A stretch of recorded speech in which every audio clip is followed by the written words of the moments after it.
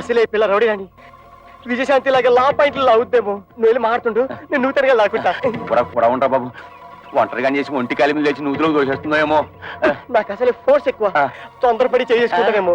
Ladies కదా, బాగోదు.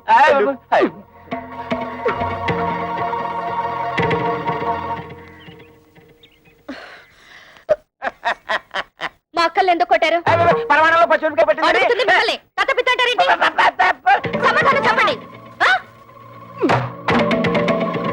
మా పిల్లల్ని మేము కొట్టకపోతే ఊళ్ళో పిల్లలు కొడితే ఊరుకుంటారా? తాళి కట్టింగ్ పెట్టి కొట్టాం. తాళి కట్టినంత మాత్రాన ఆడవాళ్ళు మీకు బారసులు అనుకున్నారా? ఆహా, మిమ్మల్ని పెళ్లి చేసుకోగానే మీ బాబు మమ్మల్ని తొత్తులు అనుకున్నాడా కట్టమైపోవడానికి? ఏ మీరు మగాళ్ళు కాదా? కష్టపడి సంపాదించి ఆ డబ్బుతో మీరు అనుకున్న వ్యాపారాలేవో పెట్టుకోవచ్చు కదా. పెళ్ళాల్ని పుట్టింటి నుంచి డబ్బు తీసుకురమ్మనడానికి మీకు సిగ్గనిపించడం లేదు? మేము ఒక్కరే అడుగుతున్నాం కట్టం తీసుకురమ్మని. ప్రపంచంలో అందరూ అడుగుతున్నారు పిల్లల్ని కట్టం తీసుకురమ్మని. కట్టం తీసుకురాకపోతే కెసల పోయి సగలు పెడుతున్నారు. ఇది అల్లు రివాజు. అయినా కష్టాల్లో ఉన్న అల్లుల్ని ఆదుకొని మాంగారు ఏం మాంగారు గోంగూర. ఆ ప్రతాపం ఏదో వెళ్ళి మీ మామగారి దగ్గర చూపించండి, మీ పెళ్ళాలపై కాదు. ఆయన మీద చూపిస్తాం, మా పిల్లల మీద చూపిస్తాం. కట్టం తీసుకురాకపోతే కాళ్ళు ఇరగొట్టి కక్కుసులు కుక్కేసి మీద పెనాలు వెళ్ళేస్తాం. చేస్తాం. ఇంకోసారి మా అక్కలపై చెయ్యేశారో ఏం జరుగుతుందో చూడండి. ఏం చేద్దాం? బ్రూసిలేక బుసుకో బుసుకో డిస్కో డిస్కోని కొడతావా? కట్నాల కోసం పెళ్ళాల్ని కాల్చుకుని తింటున్నారని police complaint. This is the first and last warning to you. Be careful. అమ్మో అన్నయ్య, పోలీసులు అంటే కొంప తీసి బొక్కలేస్తారా? నా పప్పులో నెయ్యం కదా, ఆ దాని మాటలు పట్టించుకుంటా. చిన్నపిల్ల అది చిన్నపిల్ల అయితే పెద్ద మనిషి 5 ఏళ్ళైంది. అది కానీ కేసు పెట్టిందంటే 7 years జైలు శిక్ష. చెప్పకూడదు జంబలక్ జంబలక్ బంబలక్ బంబ. నిజంగానా? లేకపోతే ఇందేసి మంది తరగడం. అయితే పోలీసులకు చెప్పే లోపల దాని నోరు మూయించాలి. దాని నోరు పూసారంటే ఆటోవాడా? నా బుజ్జి కదా. చూడమ్మా, జీవితంలో ఏది అంత సీరియస్ గా తీసుకోకూడదు. ఏంటి నాన్న లోపల గీతోపదేశం చేస్తున్నాడు? వదిన వాళ్ళ అమ్మేమో వదిని చూసిపోదామని వచ్చింది. వాళ్ళ అక్కలేమో మొగుళ్ళతో గొడవ పెట్టుకుని వచ్చారు. గొడవ పెట్టుకుని వచ్చారా? ఉన్న సమస్యలు చాలవని ఇదొదట. మా వాడు కా రావడానికి ఆపరేషన్ చేయించుకున్నాడు. పోని కా వచ్చిందా అంటే అది లేదు.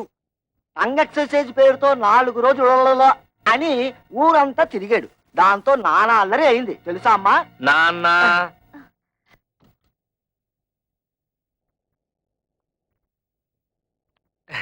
ఎప్పుడొచ్చారు అత్తయ్య? కవిత, అందరూ భోజనాలు చేశారా? భోంచేశారండి. ఏమండి, అక్కయ్య వాళ్ళ ఇంట్లో గొడవ పడి వచ్చేసారండి. ఏం జరిగింది? బయట నిలబడి గొడవ పెట్టుతుంటే ఏం బాగుంటుంది? ఏదన్నా ఉంటే లోపల కూర్చుని మాట్లాడుతుందాం రండి. మేము నీతో రిలేషన్షిప్ కోసం రాలేదు. ఆవిడ ఎక్కువ సంపాదిస్తుంటే అశ్విని వారి సున్నిపిండితో నలుగెట్టు కుంకుడుకాయ పులుసు వచ్చి తలంటూ, అంతేగాని మా ఇళ్ల మీదకి వచ్చి దెబ్బలాడిందా నా బ్లడ్ షారు మరినట్టు మరిగిపోద్ది.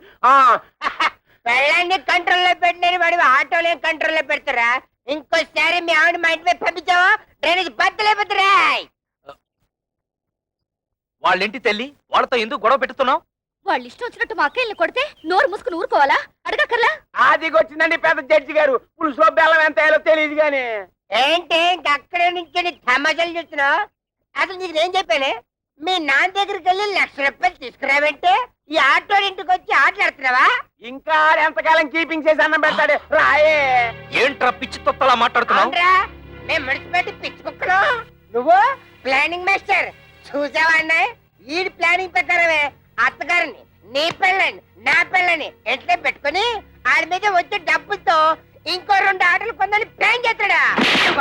వాళ్ళేదో బుద్ధి లేకుండా మాట్లాడుతుంటే మీరు కూడా ఏమిటండి వాడితో చేరి? అసలు ఇదంతా నీ వల్ల వచ్చింది. బాబు, దాన్ని ఎందుకు అలా కొడుతున్నావు? తొట్టాలా చంపాలా? ఇది పెద్ద నాయుతురాలు నాగమ్మ. ఆళ్ల పెళ్ళాన్ని వాళ్ళు తొట్టుతుంటే తీరి తెందుతండి. ఈ నిందలను నేను భరించలేను. ఏయ్ ఇట్రా, జీవితంలో కష్టపడి ఒక ఆటో కొనుక్కుని కొత్త ఇన్స్టాల్మెంట్ తోడ తట్టతోడ నేనేడుస్తుంటే మధ్యలో ఈ దొడవలన్నీ నా తెందుతండి. నా తెందుతాయా? మొగుడు తిట్టినా కొట్టినా అక్కడే పడుంటే ఇంత అవమానం జరిగేదా? ముందు ఎవరైనా వాళ్ళు బయలుదేరండి. బాబు, వాళ్ళు మీతో తగ్గు పెట్టుకుని పరా ఇంటికి రావడం తప్పే. దానికి నేను క్షమాపణ కోరుకుంటున్నాను. మీకు కావాల్సింది డబ్బేగా, దాన్ని నేను ఏర్పాటు చేస్తాను. ముందు వాళ్ళని తీసుకుని ఇంటికి వెళ్ళండి అయ్యా. ఇలా మంచితనంగా ముందు చెప్పుంటే ఇలా దెబ్బలాడుకోవడం కాదు, ఇలా కొట్టుకోవడం కాదు. అత్తగారు, మీ మాట మేము నమ్ముతున్నాం. మీ మీద గౌరవంతో వాళ్ళని తీసుకెళ్తున్నాం. కళ్యాణ్ కూడా రమ్మని చెప్పండి. ఏయ్, దాన్ని కూడా రమ్మను. ఉమ్, ఆ వెళ్ళండి. ఏమిటి నువ్వు మాట్లాడేది? అవును, మీరేం చేస్తారో ఎలా చేస్తారో నాకు తెలీదు. మనిషికో 1,00,000 రూపాయలు ఇచ్చి తీరాల్సిందే. నా కూతుళ్ళు రోజు వాళ్ళ చేతిలో దెబ్బలు తింటని చూడలేదు. లేకపోతే నోరు మూసుకో. 1,00,000 రూపాయలు కాదు కదా, 1,00,000 పైసలు కూడా ఏమైనా నాడు చెప్పాను. మళ్ళీ అది ఈనాడు చెప్తున్నాను. ఉన్నదంతా కూతురు దోచిపెట్టి కొడుకుని దిక్కుమాలి అని చెప్పమంటావా?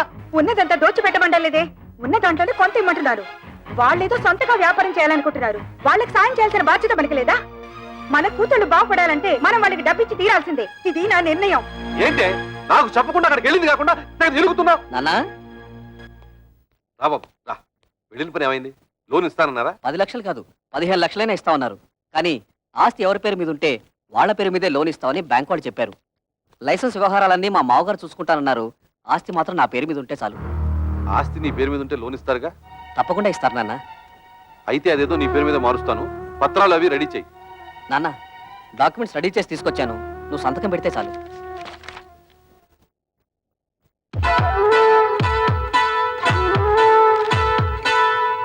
బాబు గిరి, ఫ్యాక్టరీ కోసం బ్యాంకులో తీసుకునే 10 లక్షల డబ్బు ఏమైనా మిగులుతుందా?